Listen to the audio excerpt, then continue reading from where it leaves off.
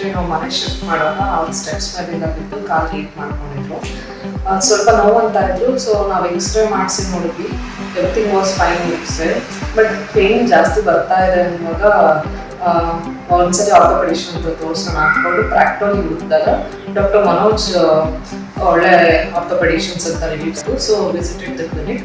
ಅವ್ರನ್ನ ನೋಡಿ ಎಕ್ಸಾಮೈನ್ ಮಾಡಿನೇ ಹೇಳಿದ್ರು, ಇದು ಬೇಡ, ಎಕ್ಸ್ರೇ ನಾರ್ಮಲ್ ಅಂತ ಬರ್ತಿದೆ, ಸೊ ಗೋ ವಿತ್ MRI ಅಂತ. MRI ನಮ್ಗೆ ಅವ್ರಿಗೆ ಏನು ಪ್ರಾಬ್ಲಮ್ ಆಗಿದೆ ಅಂತ ಗೊತ್ತಾಯ್ತು.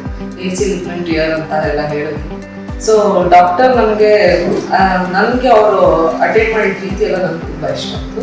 ಸೊ ಅವರು ಈ ಥರ ಸರ್ಜನ್ ಎಲ್ಲ ಮಾಡ್ತಾರೆ ಅಂತ ಬೆಂಗಳೂರು ಹಾಸ್ಪಿಟಲಲ್ಲಿ ಸಜೆಸ್ಟ್ ಮಾಡಿದ್ವಿ. ನರ್ಸ್ ಸ್ಟಾಫ್ಸ್ ಅವ್ರ ಕೋಆರ್ಡಿನೇಷನ್ಸ್ ಎಲ್ಲ ಚೆನ್ನಾಗಿದೆ.